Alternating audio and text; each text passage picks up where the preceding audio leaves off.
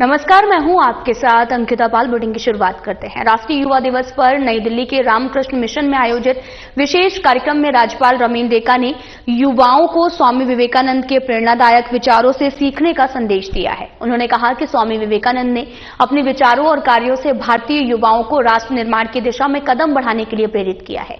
कार्यक्रम में स्वामी विवेकानंद के विचारों को साझा करते हुए उन्होंने कहा कि आज के युवा आत्मविश्वास और आत्मनिर्भरता के साथ अपने लक्ष्य की तरफ बढ़ सकते हैं। स्वामी जी ने भी कहा था कि दुनिया को चरित्र की आवश्यकता है, वो चरित्र जो प्रेम और निस्वार्थता से परिपूर्ण हो। ऐसा प्रेम हर शब्द को बिजली की तरह प्रभावी बना देता है।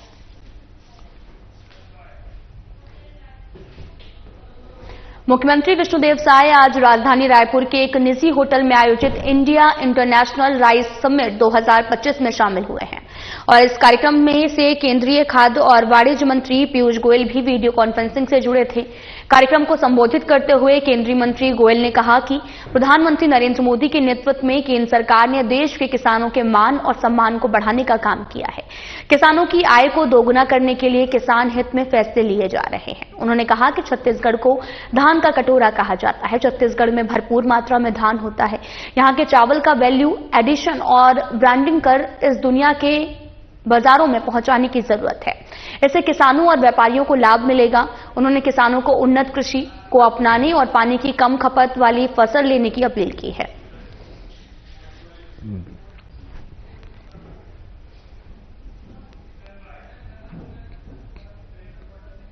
मुख्यमंत्री विष्णुदेव साय ने युवा महोत्सव के शुभारंभ अवसर पर साइंस कॉलेज स्थित दीनदयाल ऑडिटोरियम में युवाओं को संबोधित किया।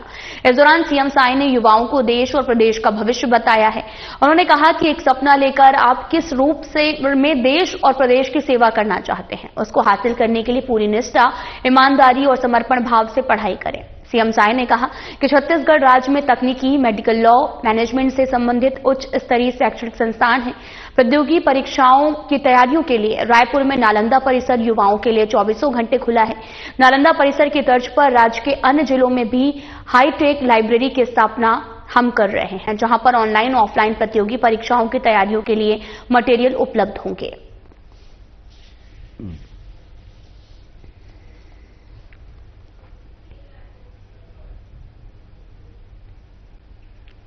छत्तीसगढ़ में राज्य युवा महोत्सव का दूसरा दिन है और वहीं इस दौरान खेल और युवा कल्याण मंत्री टंकराम वर्मा ने युवा महोत्सव को लेकर कहा कि ग्रामीण और शहरों की युवाओं ने पहले दिन इसमें हिस्सा लिया है।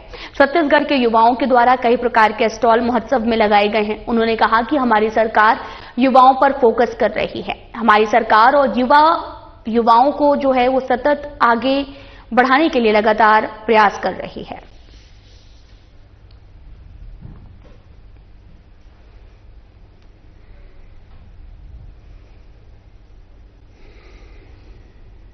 स्वामी विवेकानंद जी के जयंती के अवसर पर छत्तीसगढ़ सरकार के द्वारा 3 दिवसीय बृहद छत्तीसगढ़ राज्य युवा महोत्सव का आयोजन किया गया है और कल 12 तारीख को इस महोत्सव का शुभारंभ हमारे प्रदेश के यशस्वी मुख्यमंत्री माननीय विष्णुदेव साय जी की मुख्य अतिथि में और डॉक्टर रमन सिंह जी अध्यक्ष छत्तीसगढ़ विधानसभा की अध्यक्षता में आज शुभारंभ हुई।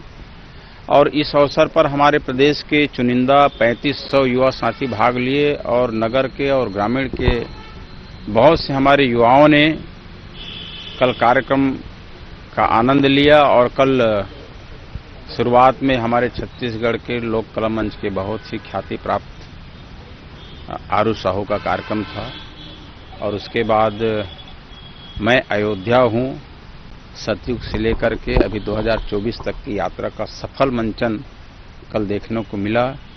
और छत्तीसगढ़ के युवाओं के द्वारा कई तरह के स्टॉल लगाए गए थे जिसमें कुछ सीखने का, समझने का, मिलने का एक अवसर प्राप्त हुआ। ये हमारी सरकार जो है युवाओं को फोकस कर रहा है। आप सबको पता है कि दिल्ली में भी महोत्सव में भाग लेने के लिए हमारे छत्तीसगढ़ के 75 युवा साथी गए हैं जिनको चिन्हांकित किया गया है, जो किसी न किसी विषय पे ख्याति प्राप्त किया है, चाहे निबंध हो, कला हो, साहित्य हो, गायन हो, वादन हो, खेल हो, तरह तरह की विधाओं में उन्होंने ख्याति प्राप्त किया है और उन सब का वहाँ पे दिल्ली में उन लोग भाग लिए, कल प्रधानमंत्री जी से भी मिले। तो छत्तीसगढ़ सरकार, हमारे खेल कल्याण युवा विभाग युवाओं के लिए सतत कार्य कर रहा है।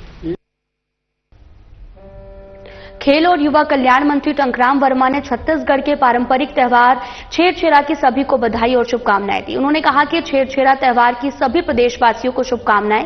ये त्योहार छत्तीसगढ़ की धरोहर और साथ ही उन्होंने ये भी कहा कि छत्तीसगढ़ की पहचान को हमें बचाकर रखना है।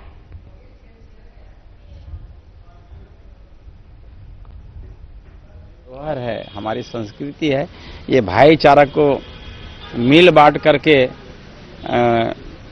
परस्पर बांटने का। और आज मेला भी लगता है, छेरछेरा का मेला, तो ये हमारे छत्तीसगढ़ की पहचान है, इसको बचा के रखना है। आपको बताते चले कि छेरछेरा त्योहार छत्तीसगढ़ की धरोहर है, जिसको लेकर टंकराम वर्मा ने बात की है। और साथ ही आपको बताते चले कि छेरछेरा त्योहार बड़े ही हर्षोल्लास के साथ मनाया जाता है। मुख्यमंत्री विष्णुदेव साय से उनके निवास पर अडानी समूह के चेयरमैन गौतम अडानी ने सौजन्य मुलाकात की है। मुख्यमंत्री से चर्चा के दौरान गौतम अडानी ने बताया कि छत्तीसगढ़ सरकार की दूरदर्शी और पारदर्शी नीतियों ने उद्योगपतियों का भरोसा जीता है, जिसके फलस्वरूप रायपुर, कोरबा और रायगढ़ में पावर प्लांट्स के विस्तार के लिए अडानी समूह की 60,000 करोड़ रुपए के निवेश की योजना है। इस परियोजना से छत्तीसगढ़ की विद्युत उत्पादन क्षमता में अतिरिक्त 6,120 मेगावाट की वृद्धि होगी। ऊर्जा के क्षेत्र में इस बड़े विस्तार से राज्य न केवल आत्मनिर्भर बनेगा, बल्कि अन्य राज्यों को ऊर्जा आपूर्ति में भी मदद करेगा। गौतम अडानी ने सीएम साय से भेंट की, जिसकी तस्वीरें आपको दिखा रहे हैं, जहां पर छत्तीसगढ़ के सीएम साय से मिलने के लिए पहुंचे। पावर प्लांट के विस्तार के निवेश पर भी यहां पर चर्चा की गई है। तस्वीरें आपको दिखा रहे हैं, जहां पर 60,000 करोड़ रुपए के निवेश की योजना तैयार की गई है। विद्युत उत्पादन क्षमता में अब वृद्धि होगी, जिसको लेकर गौतम अडानी और सीएम साय ने मुलाकात की और तमाम मुद्दों पर बातचीत हुई। 6,120 मेगावाट की अब वृद्धि भी होगी, जिसको लेकर यह सौजन्य भेंट की है।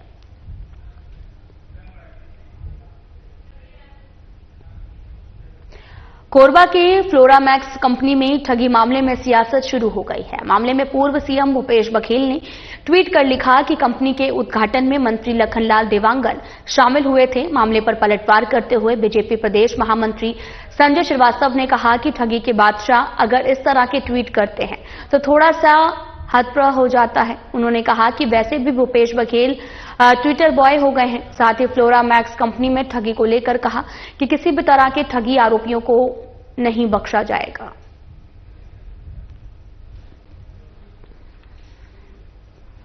आपको बताते चले कि पूर्व सीएम भूपेश बघेल ने एक मामले पर पोस्ट भी किया है, जहां पर उन्होंने फ्लोरामैक्स कंपनी में ठगी मामले पर अब सियासत जो है वो चरम पर है। और मामले पर पूर्व सीएम भूपेश बघेल ने एक ट्वीट किया था, जिसमें लिखा था कि कंपनी के उद्घाटन में मंत्री लखनलाल देवांगन शामिल हुए थे।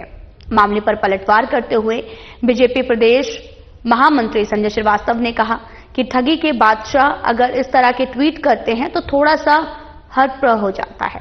उन्होंने कहा कि वैसे भी भूपेश बघेल जी ट्विटर बॉय हो गए हैं। साथ ही फ्लोरामैक्स कंपनी में ठगी को लेकर कहा कि कंपनी जो है वो किसी भी तरह की ठगी के आरोपियों को अब बख्शा नहीं जाएगा, जिस पर उन्होंने पोस्ट किया। और फ्लोरामैक्स कंपनी ठगी मामले पर अब सियासत काफी ज्यादा तेज हो गई है। बादशाह यदि ठगी का आरोप दूसरों पर लगाए तो पूरा प्रदेश हतप्रभ हो जाता है। जिनके नेतृत्व में, जिनके मुख्यमंत्रित्व काल में इस प्रदेश ने दुनिया के अंदर में नाम कमाया कि ठगी का क्या क्या स्वरूप हो सकता है। चाहे महादेव ऐप की बात करें, एक नई चीजें सामने आई, चाहे शराब में किस तरीके से दो दो गल्लों से पैसा इकट्ठा किया जाता है, कैसे नकली होलोग्राम बनाकर चिपकाया जाता है। इस कृत्य के बादशाह यदि दूसरों पर आरोप लगाए तो मुझे लगता है ये ठीक नहीं है। जरूर है कि यदि महिलाओं को यदि कोई इस तरह से ठगी हुई है, निश्चित रूप से उसकी जांच होगी। ये कब से प्रारंभ हुआ है? भूपेश बघेल जी ट्वीट तो कर दिए हैं, कहीं ऐसा न हो कि ये भी कारनामा, क्योंकि हर एक कारनामे जिस पर कांग्रेस सवाल खड़ा करता है वो कांग्रेस के समय से का निकल जाता है। हर एक जो अपराध पे कांग्रेस सवाल खड़ा करती है तो अपराधी कांग्रेस का निकल जाता है। इसलिए मुझे उम्मीद ही नहीं, पूरा विश्वास है इसकी भी जब जांच होगी तो उसके पीछे भी कहीं ना कहीं कोई कांग्रेसी का हाथ ही निकलेगा। और वो तो ट्विटर बॉय हो गए हैं भूपेश बघेल, ट्वीट करने में क्या जाता है, कंपनी रखे हैं ट्वीट कर देते हैं। तो मुझे लगता है एक राजनेता है, पूर्व मुख्यमंत्री हैं, बहुत सोच समझकर उनको इस तरह के सवाल करना चाहिए।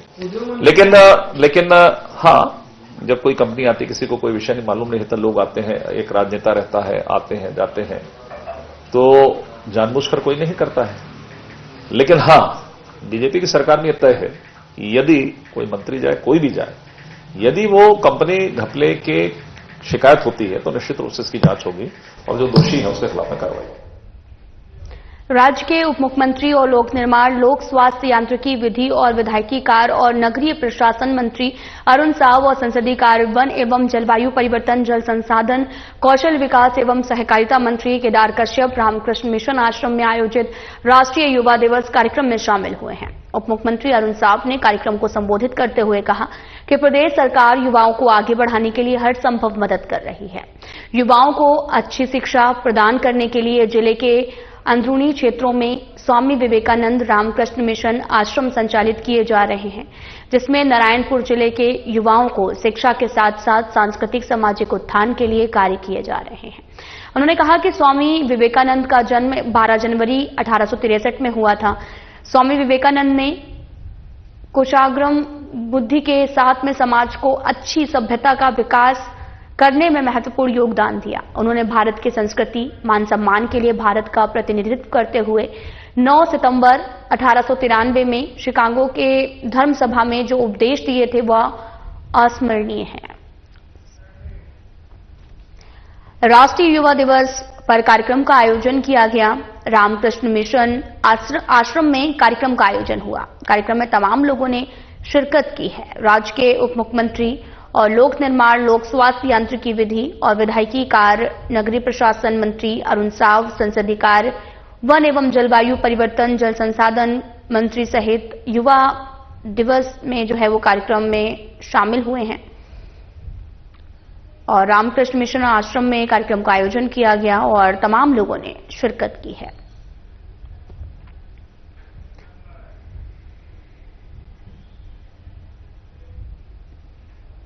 उप मुख्यमंत्री अरुण साव नारायणपुर में रामकृष्ण मिशन आश्रम में आयोजित राष्ट्रीय युवा दिवस कार्यक्रम में शामिल हुए। उन्होंने मुख्य अतिथि के रूप में कार्यक्रम को संबोधित करते हुए कहा कि युवाओं को आगे बढ़ाने के लिए राज्य सरकार हर संभव सहयोग कर रही है। युवाओं की अच्छी शिक्षा के लिए नारायणपुर जिले के अंदरूनी क्षेत्रों में स्वामी विवेकानंद रामकृष्ण मिशन आश्रम संचालित किए जा रहे हैं, जहां शिक्षा के साथ साथ भारतीय संस्कृति और समाज के उत्थान के कार्य हो रहे हैं। उन्होंने कहा कि स्वामी विवेकानंद ने अपनी कुशाग्र बुद्धि से भारतीय दर्शन और संस्कृति को देश विदेश में प्रतिष्ठित किया। उन्होंने भारत का प्रतिनिधित्व करते हुए 9 सितंबर वन मंत्री केदार कश्यप और रामकृष्ण मिशन आश्रम के सचिव स्वामी व्याप्तानंद महाराज भी कार्यक्रम में शामिल हुए हैं।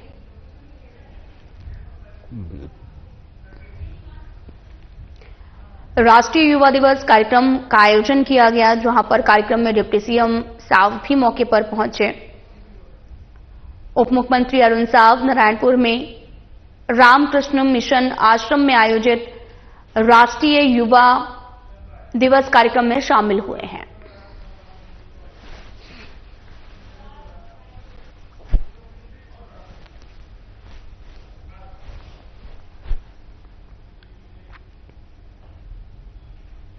उप मुख्यमंत्री विजय शर्मा ने अपने निवास कार्यालय में छत्तीसगढ़ विज्ञान एवं प्रौद्योगिकी परिषद और छत्तीसगढ़ रीजनल साइंस सेंटर और तकनीकी शिक्षा रोजगार विभाग के कार्यों की समीक्षा बैठक की। उप मुख्यमंत्री शर्मा ने कहा कि साइंस सिटी में artificial intelligence gallery, space museum और क्लाइमेट चेंज म्यूजियम की स्थापना की जाए। उप मुख्यमंत्री ने कहा कि इन आधुनिक संस्थाओं का उद्देश्य युवाओं को भविष्य की तकनीकों और पर्यावरणीय शोध से जोड़ना होगा। बैठक में उन्होंने प्रदेश में बड़े निर्माण कार्यों की प्रगति की उपग्रह चित्रों के माध्यम से निगरानी करने की बात कही है।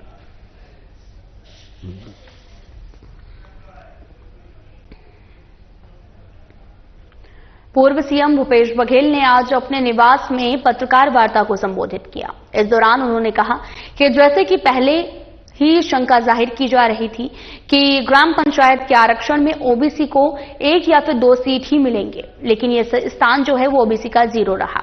उन्होंने कहा कि आधी आबादी ओबीसी की है, लेकिन ओबीसी के साथ बीजेपी की सरकार में इतना बड़ा अन्याय हुआ है कि पिछली बार जब चुनाव हुआ था तो ओबीसी को 7 सीट के लिए आरक्षित किया गया था, जबकि पहले 27 जिले भी शामिल थे और अब 33 जिले हैं, लेकिन ओबीसी के लिए आरक्षण 0 है।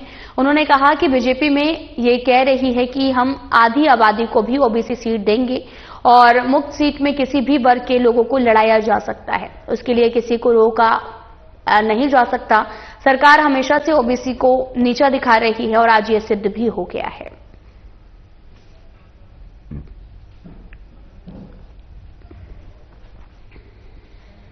डेढ़ होंगे, लेकिन जो लॉटरी निकली तो ओबीसी को 0 मिला, जबकि पिछले समय 27 जिले थे तो उसमें 7 जिले हैं वो ओबीसी के लिए आरक्षित था और 13 अनुसूचित जनजाति के लिए, 3 है वो अनुसूचित जाति के लिए और 4 जिला पंचायत है वो मुक्त था।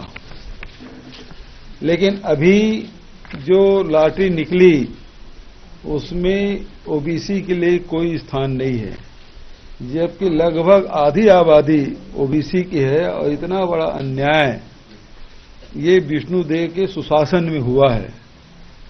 जबकि हम लोग विधानसभा में भी 27% आरक्षण ओबीसी को देने का फैसला किया, वो आज भी राजभवन में अटका हुआ है। वहीं इसके पहले जो व्यवस्था थी उसमें 25% ओबीसी को दिया जाता था और अब जब 33 जिले हो गए, 27 से बढ़ के 33 जिले हो गए, तब इनको ओबीसी देने के लिए कुछ भी नहीं बचा है। और स्थिति ये दुर्भाग्यजनक स्थिति कि आप जो अनुसूचित क्षेत्र है, जो 85 ब्लॉक हैं, उसमें ओबीसी को और एससी को एक भी सीट नहीं मिली है। वहां भी सारी सीटें मुक्त है। यहां जो बोलते सामान्य के लिए है तो सामान्य के लिए नहीं है, वो सही उसका जो शब्द है वो मुक्त है। मुक्त में कोई भी लड़ सकता है, वो अनुसूचित जाति भी लड़ सकते हैं उस मुक्त वाली सीट में, जनजाति भी लड़ सकते हैं, महिला भी लड़ सकती हैं, पिछड़े वर्ग भी लड़ सकते हैं, सामान्य वर्ग के लोग भी लड़ सकते हैं। वो सामान्य मुक्त है, मतलब सामान्य मुक्त मतलब ये कि महिला पुरुष कोई भी, तो वो उसका अर्थ ये है। अब भारतीय जनता पार्टी मुंह छुपाने के लिए ये कह रहे हैं कि हम आधी सीट ओबीसी को देंगे, तो वो तो मुक्त है, कोई भी लड़ सकता है। क्या यदि वहां एससी एसटी के लिए लड़ेंगे तो आप रोक सकते हो? क्या सामान्य वर्ग के लोग लड़ेंगे तो क्या रोक सकते हो? नहीं रोक सकते। तो ये तो सरासर ओबीसी वर्ग के लिए अन्याय है। इतनी बड़ी आबादी के साथ कोई स्थान नहीं मिलना ये बेहद दुर्भाग्यजनक है। भारतीय जनता पार्टी का जो चेहरा है वो सामने आ गया। ये हमेशा से ओबीसी की उपेक्षा करते रहे, अब वो चेहरा स्पष्ट। रायपुर में फर्जीवाड़ा करने वाली महिला आरोपी को गिरफ्तार किया गया है। महिला आरोपी ने स्वयं को विक्रेता होना बताकर विक्रेता का फर्जी दस्तावेज तैयार कर करोड़ों रुपए के जमीन का फर्जी रजिस्ट्री की थी। मामले में एक महिला आरोपी सहित कुल 3 आरोपियों को गिरफ्तार किया गया। पूरा मामला मंदिर हसौद थाना क्षेत्र का बताया जा रहा है।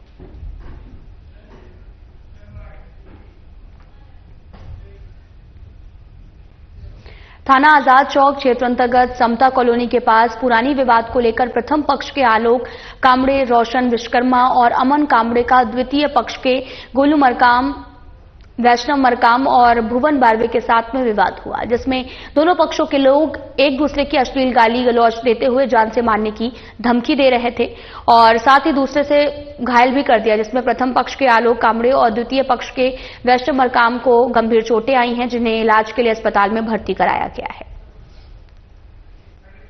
आपको बताते चले कि पूरा मामला पुरानी रंजिश को लेकर बताया जा रहा, जिसको लेकर मारपीट भी हुई है। पूरा मामला रायपुर से है और मामले में दोनों पक्षों से कई लोग घायल भी हुए हैं और घायलों को अस्पताल में एडमिट कराया गया, जहां पर उनका इलाज लगातार जारी है। थाना आजाद चौक क्षेत्र अंतर्गत समता कॉलोनी के पास पुराने विवाद को लेकर एक पक्ष दूसरे पक्ष से भिड़ गया, जिसको लेकर एक दूसरे को अश्लील गाली गलौज करते हुए जान से मारने की धमकी देकर मारपीट करने लगे और इस दौरान चाकू से एक दूसरे को मारकर घायल कर दिया है और जिसके बाद आपको बताते चले कि अस्पताल में भर्ती कराया गया और लगातार उनका इलाज भी जारी है। पूरा मामला रायपुर से बताया जा रहा है और फिलहाल पुलिस इस पूरे मामले की जांच पड़ताल में जुटी हुई है। फिलहाल वीडियो में इतना ही। नमस्कार।